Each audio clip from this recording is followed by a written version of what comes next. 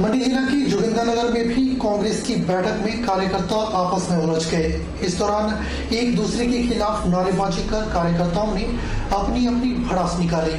विधानसभा क्षेत्र जोगिंद्रनगर के चुनाव प्रभारी अलकनंदा हांडा के सामने कार्यकर्ताओं की कहासुनी का वीडियो भी इंटरनेट मीडिया में वायरल हो गया है।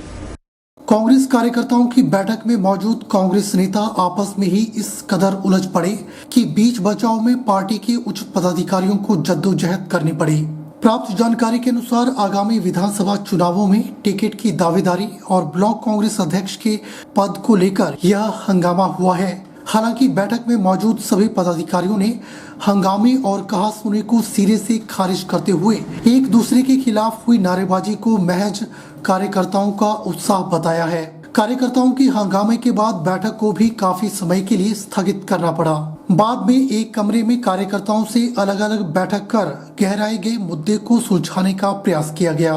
कांग्रेस की इस बैठक में पूर्व विधायक सुरेंद्र पाल ठाकुर, कांग्रेस के पूर्व प्रत्याशी जीवन ठाकुर, प्रदेश कांग्रेस सचिव राकेश चौहान, कांग्रेस नेता राजेंद्र चौहान, नरेश खनोडिया सहित नगर परिषद की अध्यक्षा ममता कपूर, उपाध्यक्ष अजय धरवाल और ब्लॉक कांग्रेस के उपाध्यक्ष सागर सहित काफी संख्या में कार्यकर्ता मौजूद रहे। कांग्रेस नेता एवं चुनाव प्रभारी विधानसभा क्षेत्र जोगिंद्रनगर अलकनंदा हांडा ने कहा कि जोगिंद्रनगर में कार्यकर्ताओं की बैठक में विधानसभा चुनावों की रणनीति पर मंथन हुआ है। इस दौरान कार्यकर्ताओं ने अपने उत्साह को दर्शाते हुए कांग्रेस नेताओं के पक्ष में नारेबाजी की है।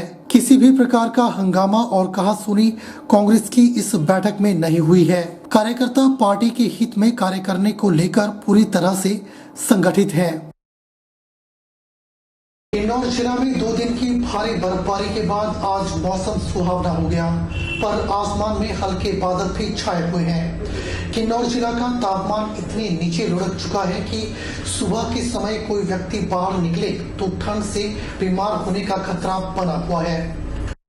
किन्नौर जिला में फरवरी माह में तापमान -18 से 20 डिग्री तक नीचे लुढ़क गया है। सभी पैदल मार्ग और सड़क मार्गों पर बर्फ की मोटी परत जम चुकी है और फिलहाल वाहनों समेत लोगों की आवाजाही भी बंद हो चुकी है। जिला में 2 दिन बर्फबारी के बाद बागवानों के चेहरे खिले हुए हैं, क्योंकि जिला में बर्फबारी से अब सेब के बगीचों में चिलिंग आवर का समय भी पूरा हुआ है। वहीं बागवानों की खुशी के साथ ही कुछ लोगों के लिए यह बर्फ आफत बनकर आई है। खासकर बाजार वाले क्षेत्रों में 2 दिन से पीने के पानी की सप्लाई नहीं हो पाई है। ऐसे में लोगों को पीने के पानी की समस्या पैदा हो गई है। जिला प्रशासन ने लोगों को आगामी 1-2 दिनों तक बिना वजह सफर करने की भी मनाही की है, क्योंकि जिला में मौसम साफ होने के बाद पहाड़ों से ग्लेशियर के साथ भूस्खलन का खतरा भी बढ़ गया है। ऐसे में लोगों के जान माल का नुकसान भी हो सकता है। डीसी किन्नौर ने पर्यटकों को भी जिला के जिस पर्यटक स्थल में रुके हुए हैं फिलहाल उन स्थानों पर रुकने को कहा है और जैसे ही सभी मार्ग बहाल होते हैं उसके बाद ही पर्यटक अपने गंतव्यों की ओर जाने का विचार करें, ताकि सभी पर्यटक अपने गंतव्यों तक सुरक्षित पहुंच सकें। ये हाल ही रिकाउंटियों में 2 दिनों से बर्फ गिरने से बहुत ही खुश है यहाँ के किसान बागवान वगैरह। तो आगे चलते हमारे गर्मी में जो पानी की दिक्कत होती है उसमें भी पानी हमारा चला रहेगा। आने वाले टाइम में बहुत ही सेबों में भी फसल अच्छा आएगा। जोगिंद्रनगर उपमंडल की ग्राम पंचायत पिपली के गांव लाड़वाड़ उपरली में आजादी के 75 वर्षों के बाद इंडियन गैस की सप्लाई पहुंची है। गांव के लोगों ने गैस एजेंसी और जोगिंद्रनगर विधायक प्रकाश राणा का इसके लिए आभार जताया है। मीडिया प्रभारी सुभाष राणा ने कहा कि विधायक प्रकाश राणा ने 1 महीना पहले गांव लड़वान का दौरा किया था, जहां पर लोगों ने विधायक के समक्ष यह मांग रखी थी, जिस पर विधायक ने तुरंत कार्यवाही करते हुए लोगों की मांगों को पूरा किया है और आज गांव में गैस की सप्लाई पहुंच गई है। गांव के लोगों ने जोगिंद्रनगर विधायक प्रकाश राणा, केसी पुरी, चमन ठाकुर का आभार जताया है। श्री सदगुरु राम सिंह जी के प्रकाश उत्सव के मौके पर नामधारी संघ ट्रस्ट मंडी के द्वारा सुबह के समय मंडी शहर में नगर कीर्तन का आयोजन किया गया, जिसमें नामधारी संगत ने श्रद्धा भाव से सदगुरु के चरणों में अपनी हाजिरी भरी। बता दें कि श्री सदगुरु राम सिंह जी को सहस्त्राब्दी को आकार देने वाले व्यक्तित्वों में से एक के रूप में स्थान दिया गया है। श्री गुरु राम सिंह राजनीतिक स्वतंत्रता को धर्म का अंग मानते थे। उनका स्थायी प्रभाव था जिसने भारत में ब्रिटिश शासन के इतिहास और परिणाम को बदल दिया। सतगुरु जी के ज्ञान और दार्शनिक दृष्टिकोण ने मानव जाति के लिए योगदान दिया और अपने समकालीनों पर प्रभाव डाला। नामधारी संगत ट्रस्ट के सदस्य एवं पैलेस कॉलोनी के पार्षद हरदीप सिंह राजा ने बताया कि श्री सतगुरु राम सिंह जी ने भारत की आजादी के लिए उनकी लड़ाई के दौरान उन्होंने हजारों सिखों में सिख धर्म को फिर से जगाया, जिन्हें नामधारी या कुकस के नाम से जाना जाने लगा। उन्होंने कहा कि सतगुरु राम सिंह जी अपने आप में लैंगिक समानता के लिए उनका योगदान उन्हें दुनिया के सर्वोच्च सुधारकों की सूची में सबसे ऊपर ले जाता है। श्री सतगुरु राम सिंह जी एक स्वतंत्रता सेनानी, सबसे पहले भारतीय आजादी के लिए श्री सतगुरु राम सिंह जी ने कूक आंदोलन का विस्तार किया था, जो कूक आंदोलन के नाम से प्रसिद्ध हुआ। और सिख धर्म में एक जज्बा रहता है कुर्बानी देने का। हमारे नामधारी 66 सिख जो हैं कूक आंदोलन में शहीद हुए थे और उन्हीं के ऐसे स्वतंत्रता सेनानी महान गुरु श्री सतगुरु राम सिंह जी का आज प्रकाश उत्सव है। इस प्रकाश उत्सव में सभी नगरवासियों को हार्दिक बधाई देता हूं और अपनी तरफ से, अपनी संगत की तरफ से एक श्रद्धा पत्र देता हूं कि आप गुरु जी के जन्मदिन के गुरु जी के द्वार पर आएं और गुरु की खुशियां लें। जिला सिरमौर में कोरोना के मामलों में बढ़ोतरी जारी है। अब स्कूली बच्चे भी कोरोना संक्रमित पाए जाने लगे हैं। जनवरी माह से अब तक 103 छात्र कोरोना संक्रमित पाए जा चुके हैं, जबकि वर्तमान में 21 छात्र कोरोना से संक्रमित अपना इलाज करवा रहे हैं। सिरमौर के कार्यवाहक सीएमओ डॉक्टर निसार अहमद ने बताया कि जिला सिरमौर में वर्तमान में 21 छात्र कोरोना पॉजिटिव हैं, जो होम आइसोलेशन में अपना इलाज करवा रहे हैं। लगातार बच्चों के कोरोना संक्रमित पाए जाने के मामलों में इजाफा हुआ है। उन्होंने बताया कि जनवरी माह में 103 छात्र कोरोना संक्रमित पाए जा चुके हैं। स्कूलों में कोरोना वैक्सीन अभियान निरंतर स्वास्थ्य विभाग की टीमों के द्वारा चलाया जा रहा है। वैक्सीनेशन से पहले छात्रों के कोरोना सैंपल भी लिए जाते हैं, जिनमें बच्चों के कोरोना संक्रमित होने के मामले बढ़े हैं। उन्होंने बताया कि वर्तमान में 21 छात्र कोरोना पॉजिटिव हैं, जबकि अन्य सभी छात्र रिकवर हो चुके हैं। जनवरी से लेकर के अभी तक टोटल 103 बच्चे जिनकी उम्र 7 साल से 17 साल तक है, ये पॉजिटिव पाए गए, जिसमें से अभी एक्टिव केसेज हैं 21 और बाकी रिकवर हो गए।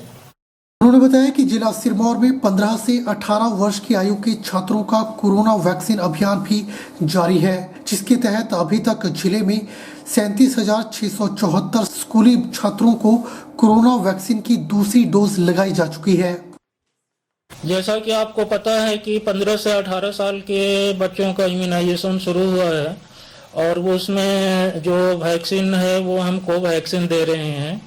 लेकिन अगर 1 साल 18 साल से 1 साल कम का और अगर 1-2 साल ज़्यादा का भी हो तो उसको भी हम लोग टीका लगा देते हैं।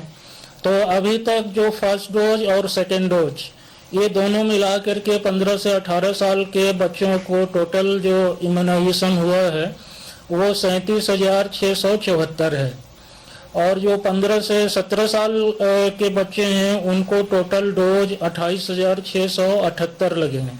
आबकारी एवं कराधान विभाग ने औद्योगिक क्षेत्र कालाम के तहत एक फार्मा इकाई में छापेमारी की है, जहां जांच के दौरान न तो कागजात पाए गए और न ही यहां मानकों के तहत कोई कार्य होता दिखाई दिया, जिसके बाद विभाग की टीम ने फार्मा इकाई के खिलाफ पुलिस थाना कालाअंब में मामला दर्ज करवाया है।